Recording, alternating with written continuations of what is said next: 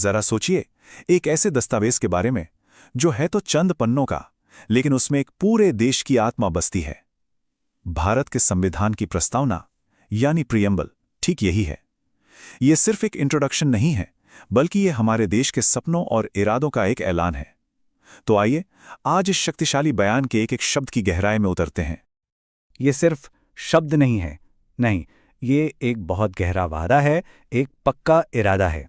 एक तरह से ये हमारे देश का मिशन स्टेटमेंट है, जो ये बताता है कि हम कौन हैं और हम क्या बनना चाहते हैं। आज हम इसी एक वाक्य की परतों को खोलकर इसके असली मतलब को समझेंगे। तो इस एक शक्तिशाली वाक्य को ठीक से समझने के लिए हमने इसे 5 आसान हिस्सों में बांटा है। यह हमारा रोड मैप होगा, जो हमें सीधे प्रस्तावना के दिल तक ले जाएगा। तो सबसे पहले यह समझना जरूरी है कि प्रस्तावना पूरे संविधान की आत्मा जैसी है। ये हमें बताती है कि यह संविधान आखिर बना क्यों था, इसके लक्ष्य क्या हैं। आप कह सकते हैं कि यह एक नैतिक कंपास की तरह है जो देश को सही रास्ता दिखाता है। तो चलिए सबसे पहले और सबसे जरूरी सवाल से शुरू करते हैं। आखिर इस संविधान को अपनी ताकत कहां से मिलती है? इसका असली सोर्स कौन है? हम भारत के लोग, बस इन शुरुआती शब्दों में ही सारी शक्ति छिपी है। ये एक ऐलान है कि आखिरी अधिकार किसी राजा, रानी या किसी बाहरी ताकत का नहीं, बल्कि सीधे सीधे भारत के लोगों का है। अच्छा, तो अब बात करते हैं उन 5 बड़े शब्दों की जो ये बताते हैं कि भारत असल में किस तरह का देश बनना चाहता है। ये शब्द हमारे राष्ट्र का चरित्र, उसका कैरेक्टर तय करते हैं। इसका मतलब बहुत सीधा है। भारत अपने फैसले खुद लेता है। कोई दूसरा देश हमें ये नहीं बता सकता कि हमें क्या करना है, चाहे वो घर के मामले हों या विदेश नीति।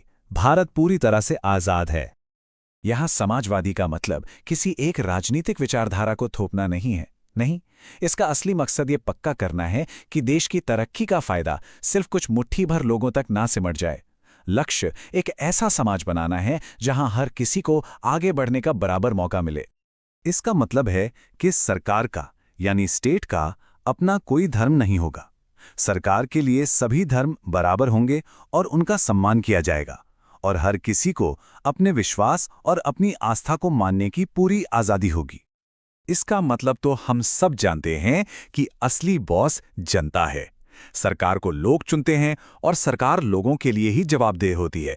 देश चलाने की पावर जनता के वोट से आती है, बस।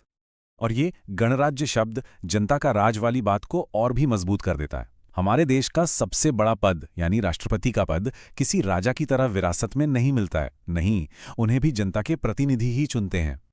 तो देश कैसा होगा, ये जानने के बाद अब हम उन 4 बड़े वादों पर आते हैं जो संविधान अपने हरेक नागरिक से करता है। इन्हें हमारे संविधान के 4 स्तंभ भी कहा जा सकता है। इनमें सबसे पहला और शायद सबसे जरूरी वादा है न्याय का। और सुनिए, यहां न्याय का मतलब सिर्फ कोर्ट कचहरी का फैसला नहीं है। नहीं, ये उससे कहीं ज्यादा बड़ा और गहरा है। देखिए, संविधान एक बहुत बड़े लेवल पर न्याय की बात करता है। सामाजिक न्याय यानी जाति, धर्म, लिंग के आधार पर कोई भेदभाव ना हो। आर्थिक न्याय यानी देश की दौलत कुछ ही लोगों के पास जमा ना हो, असमानता कम हो। और राजनीतिक न्याय यानी हर नागरिक को राजनीतिक प्रक्रिया में शामिल होने का बराबर हक हो। न्याय के बाद दूसरा बड़ा वादा है स्वतंत्रता का, लिबर्टी। सोचिए, ये किसी भी व्यक्ति के विकास के लिए एक बुनियाद की तरह है। इसके बिना कोई भी इंसान अपनी पूरी क्षमता तक पहुंच ही नहीं सकता। सोचने की आज़ादी, बोलने की आज़ादी, किसी चीज में विश्वास करने की, अपने धर्म को मानने की और पूजा करने की स्वतंत्रता, ये सब हमारी बौद्धिक और आध्यात्मिक आज़ादी के लिए बहुत जरूरी हैं। आखिरकार एक स्वस्थ लोकतंत्र तभी बनता है जब उसके नागरिक बिना डरे अपनी बात कह सकें। तीसरा वादा है समता का यानी इक्वालिटी का। ये वो सिद्धांत है जो ये पक्का करता है कि समाज में कोई भी पीछे न छूट जाए। ये असल में न्याय और स्वतंत्रता वाले वादों को और भी ज्यादा मजबूती देता है।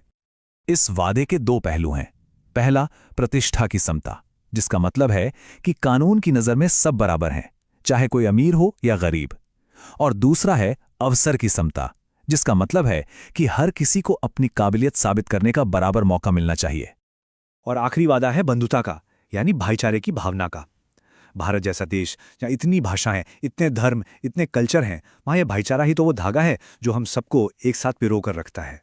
और इस भाईचारे की सबसे खूबसूरत बात यह है कि ये व्यक्ति के सम्मान और देश की एकता के बीच एक कमाल का संतुलन बनाता है। ये हमें याद दिलाता है कि हर एक नागरिक की गरिमा का सम्मान करना जरूरी है, क्योंकि इसी से हमारा देश मजबूत और एकजुट बनता है। चलिए अब प्रस्तावना के बिल्कुल आखिरी हिस्से पे आते हैं, जो इस ऐतिहासिक दस्तावेज को अपनाने का ऐलान करता है। 26 नवंबर 1949। ये तारीख भारतीय इतिहास में सोने के अक्षरों में लिखी गई है।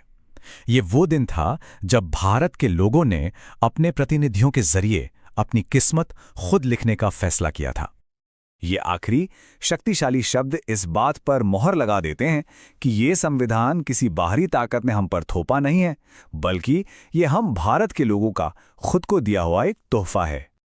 तो आज भी ये सवाल उतना ही जरूरी है कि 1949 में किया गया ये गहरा वादा आज के भारत के लिए क्या मायने रखता है और ये हमारे आने वाले कल को कैसे रास्ता दिखाता रहेगा। इस पर विचार करना हम सभी के लिए बहुत महत्वपूर्ण है।